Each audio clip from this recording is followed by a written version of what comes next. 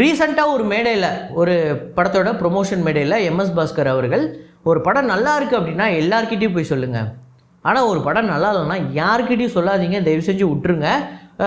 உங்கள் கையில் ஃபோன் இருக்குங்கிறதுக்காக தேட்டர்லேயே உட்காந்து இது ஒரு படு மொக்கை யாரும் போய் பார்க்காதீங்க அப்படின்னு சொல்லாதீங்க அப்படின்னு ஒரு போஸ்ட்டு போடாதீங்க.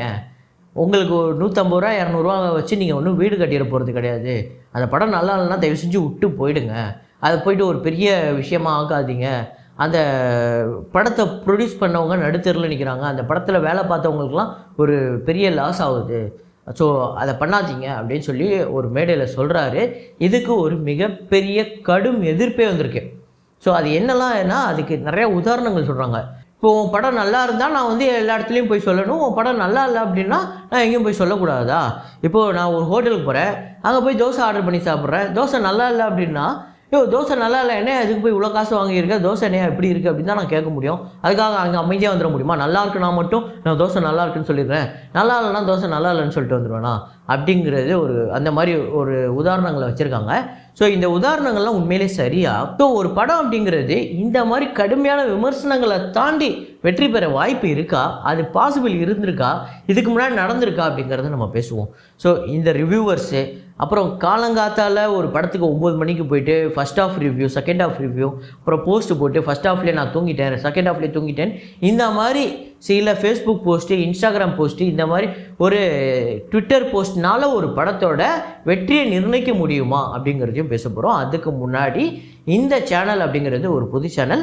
ஸோ இதுக்கு நீங்கள் சப்ஸ்கிரைப் வாங்கணும், சப்ஸ்கிரைப் பண்ணிக்கோங்க. வாங்க வீடியோக்குள்ளே போகலாம். எம்எஸ் பாஸ்கர் அவர்கள் பேசின எல்லா விஷயத்துக்குமே நான் உடன்படுறேன்னா, எல்லா விஷயத்துக்குமே நான் உடன்படலையா அப்படின்னா இல்லை. அதில் சில விஷயத்துக்கு நான் உடன்படுறேன், சில விஷயத்துக்கு நான் உடன்படலை. அதில் என்ன உடன்படலை அப்படிங்கிறது நான் சொல்கிறேன். முதல்ல எம்எஸ் பாஸ்கர் அவர்கள் இந்த மாதிரி ஃபஸ்ட்டு தேட்டரில் போய் உட்காந்துட்டு இது ஒரு மொக்கை அப்படின்னு போஸ்ட் போடுறவனோ, இல்லை ஒரு 4 பேருக்கு ஃபோன் பண்ணி இந்த படம் நல்லா இல்லை போய் பார்க்காதன்னு சொல்கிறவனாலேயோ இந்த படம் ஓடாது அப்படின்னு அவர் நினைக்கிறாருல, அது ரொம்ப தப்பு. அப்படிலாம் கிடையாது. அரண்மனை 4 மோஸ்ட்லி எல்லா ரிவ்யூவர்ஸுமே பார்த்தீங்கன்னா ரொம்ப வழக்கமான டெம்ப்ளேட்டு, ரொம்ப வழக்கமான ஒரு பேய் கதை, சும்மா ஒரு பங்களா இருக்கும், மூளையை கழட்டிட்டு வெளில வச்சுட்டு தான் போகணுன்னுலாம் வருவாங்க ரிவ்யூவில்.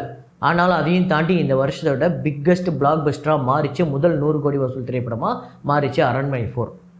ஸோ மக்கள் இதெல்லாம் செவி கொடுத்து கேட்க மாட்டாங்க. நீங்கள் நல்ல ப்ரொமோஷனோ நல்ல படத்தையோ நீங்கள் எடுத்துகிட்டு வந்து மக்கள்கிட்ட கொடுத்துட்டீங்க அப்படின்னா கொஞ்சம் லேட் ஆனாலும் கொண்டாட மறக்கவே மாட்டான்.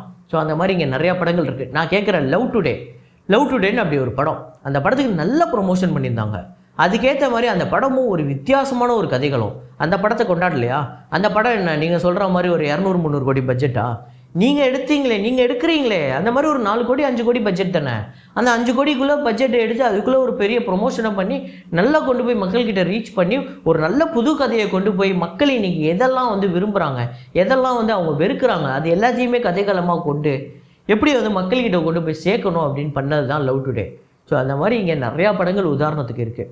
நான் கேட்குறேன், சூர்யா அவர்கள் என்ன மிகப்பெரிய ஹீரோவா? ஒரு படத்துக்கு எதுக்கு 50 கோடி வசூல் ஆகுது? 2 படமுமே மக்கள் விரும்பி ரசிக்கக்கூடிய கதையாக அமையுது. ஸோ அவ்வளோதான். அதனால தான் இந்த படங்கள்லாம் வெற்றி படமாக அமையுது. ஸோ தோல்வி படமாக அமைகிறதுக்கு மோஸ்ட்லி 2 ரீசன். ஒன்று வந்து அந்த படம் ரொம்ப மோசமான, ரொம்ப அவுடேட்டடான ஸ்டோரியாக இருக்கிற ஒரு படமாக இருக்கும். அப்படி இல்லைன்னா நல்ல படமாக இருந்தாலுமே நீங்கள் மொக்கையான ஒரு ப்ரொமோஷனை பண்ணி வெறும் ஃபேஸ்புக் பேஜையும் இன்ஸ்டாகிராம் பேஜையும் நம்பி நீங்கள் ப்ரொமோஷன் இறங்கி ஒரு படத்தை ரிலீஸ் பண்ணுறதுங்கிறது மகா முட்டாள்தனம். காலையில் ஃபஸ்ட்டு ஷோவே போய் உட்காந்துட்டு அங்கே போய்ட்டு first half review, second half ரிவ்யூன்னு போட்டு அங்கேயே தேட்டர் வாசல்லேருந்தே ரிவ்யூ பண்ணுவாங்க. அது இல்லாமல் அவங்க போஸ்ட்டு போடுறது, அப்புறம் அவங்க வந்து இன்ஸ்டாகிராம் போஸ்ட்டு அது இதுன்னு இந்த படத்தோட போஸ்டரை போட்டு மரண மொக்கை தயவு செஞ்சு யாரும் அந்த பக்கம் போயிடாதீங்கன்னு போடுவாங்க. இது இல்லாமல் வெளியே வந்துட்டு மைக் எண்ணிட்டோன்னே, சார் படமா சார் எடுக்கிறாங்க, அங்கே போய் பார்க்க சொல்லுங்கள் சார், எப்படி எடுக்கிறாங்க தெரியுமா, மலையாள சினிமா தான் சார் கெத்து அப்படிம்பாங்க. அப்படி சொல்லக்கூடிய ஆட்களால் இங்கே ஒரு படம் தோல்வி அடையாது அப்படிங்கிறத நான் ஆணித்தனமாக சொல்லிக்கிறேன்.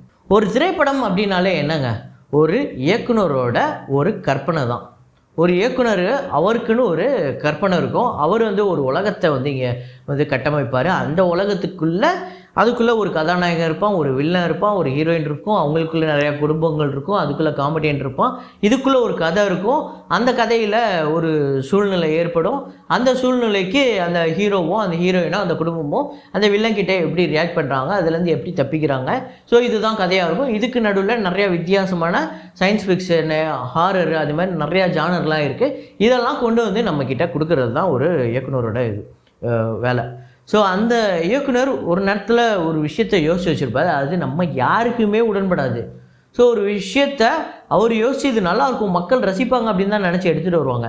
ஆனால் அது நம்ம யாருக்குமே அது ஒர்க் அவுட் ஆகிருக்காது. உதாரணத்துக்கு இந்த 2ஆம் உலகம், இந்த படத்தை நான் நிறையா வாட்டி சொல்லுவேன். இந்த படமே வந்து நீங்கள் முக்கியமான ஒரு உதாரணம். என்னென்னா, ஒரு உலகத்தில் காதலே கிடையாது. ஆனால் இந்த உலகத்தில் காதல் பண்ணுற ஒருத்தன் செத்து போய் அந்த உலகத்துக்கு போய் அங்கே காதலுங்கிறத அந்த உலகத்துக்கு பூக்க வைக்கிறான். இதுதான் இந்த ஒன்லைனே ஒரு சுவாரஸ்யமானது. ஆனால் இந்த படம் யாருக்குமே பிடிக்காது. மோஸ்ட்லி 90% யாருக்குமே பிடிக்காது. என்ன மாதிரி சில பேருக்கு அந்த படம் வந்து மோஸ்ட் ஃபேவரட் மூவியாக கூட இருக்கும். ஸோ அதனால தான் நான் என்ன சொல்கிறேன்னா, இங்கே இருக்கக்கூடிய எல்லாருக்குமே எல்லா படமுமே பிடிச்சிடாது. இப்போ லியோ படம், ஜெயிலர் படமே இருக்குது. இந்த படங்கள்லாம் 600 கோடிக்கு மேலே வசூலை வாரி குவிச்ச படம். அதுக்காக அது எல்லாருக்கும் மோஸ்ட் ஃபேவரெட்டு 100% பீப்புளையுமே சாட்டிஸ்ஃபை பண்ண ஒரு படமாக கிடையாது. இந்த படங்களுமே நிறைய விமர்சன ரீதியாக இந்த சோ கால்டு ரிவ்யூவர்ஸ் நின்றுக்கிட்டு எல்லாத்தையும் காலி பண்ணக்கூடிய அந்த ரிவ்யூவர்ஸே இந்த படங்கள்லாம் காலி பண்ண முடியாமல் தானே இருந்தாங்க. ஸோ ஒரு ரிவ்யூவரோ இல்லை இந்த மாதிரி ஹேட்ரடு, முக்கியமாக எம்எஸ் பாஸ்கர் சொல்ல வர விஷயமே இதுதாங்க. நல்ல விஷயத்த வெளியே சொல்லுங்கள், கெட்ட விஷயத்த வெளியே சொல்லாதீங்க. யாராவது நான் இப்போ ஒரு படம் பார்த்துட்டு வரேன், என்னை யாராவது கேட்டாங்கன்னா படம் அந்தளவுக்கு இல்லைங்க, தெரில, உங்களுக்கு மேபி பிடிக்குதான்னு போய் பாருங்கள் அப்படின்னு தான் சொல்ல முடியும். அதுக்காக நான் படம் பார்த்துட்டு வந்தேன், நான் வாயை திறக்க மாட்டேன், எம்எஸ் பாஸ்கர் சொல்லிட்டாருன்னு சொல்ல முடியும். ஸோ அது நடக்கிறது தான். ஆனால் இதுக்கு ஒரு உதாரணம் ஒன்று கொடுத்தாங்க. அந்த உதாரணம் தான் இப்போ ஆக்சுவலாக சோஷியல் மீடியாவில் ஃபுல்லாக பரவிட்டு இருக்கு. என்னென்னா, ஒரு ஹோட்டலுக்கு போயிட்டு நான் போய்ட்டு ஒரு தோசை ஆர்டர் பண்ணுறேன், அந்த தோசை நல்லா இல்லைன்னா நான் சட்டையை பிடிச்சி கேட்கக்கூடாதா? நான் காசு கொடுக்குறேன்ல அப்படின்னு கேட்குறாங்க. கேட்கலாம். ஆக்சுவலாக இங்கே ஒரு 2 விஷயம் ஒன்று இருக்குது, அதை நீங்கள் ஃபஸ்ட்டு புரிஞ்சுக்கணும். Labour process, creative process. So labour process அப்படின்னா ஒரு விஷயத்த நீ பண்ணுறது தப்புன்னா அதை மாற்றி வச்சிடலாம். இங்கே க்ரியேட்டிவ் ஆல்ரெடி அது எல்லாமே செஞ்சு வந்துடுச்சு, அதை நீங்கள் மறுபடியும் போய் சரியெல்லாம் பண்ண முடியாது. இப்போ எனக்கு ஒரு தோசைப்பா, என்னப்பா இப்படி கருகி போய் கொடுத்துட்ட, வேறு தோசை போட்டு வைப்பா, இதில் உப்பு அதிகமாக இருக்குது, வேறு மாவு கலக்கி ஒரு தோசை போட்டு வைப்பா. சார் ஒரு 10 நிமிஷம் இருங்க சார், சூப்பராக நெய்யை போட்டு நான் எடுத்துகிட்டு வரேன் சார்னு சொல்லுவானே தவிர, என்ன சார் இது எவ்வளோ கஷ்டம் தெரியுமா சார், மறுபடியும் போய் மாவுலாம் அரைச்சிட்டு வந்து மறுபடியும் சொல்ல மாட்டாங்க. ஏன்னா அவங்கக்கிட்ட இருக்கும் மாவு. ஸோ அந்த மாதிரி க்ரியேட்டிவ் ப்ராசஸ் அப்படிங்கிறது அது வேறு. அது டோட்டலாக அங்கேருந்து ஆரம்பிக்கும். எங்கே ப்ரீ ப்ரொடக்ஷன்லேருந்து ஆரம்பிக்கும். ப்ரீ ப்ரொடக்ஷனில் ஆரம்பித்து ப்ரொடக்ஷனில் போய் அப்புறம் போஸ்ட் ப்ரொடக்ஷன், இது எல்லாத்துலேயுமே கையை வச்சு மாறும். ஸோ அது நம்ம பிடிக்கலன்னு சொன்னோன்னா மாற்றுறதுக்கு இதுவாகாது.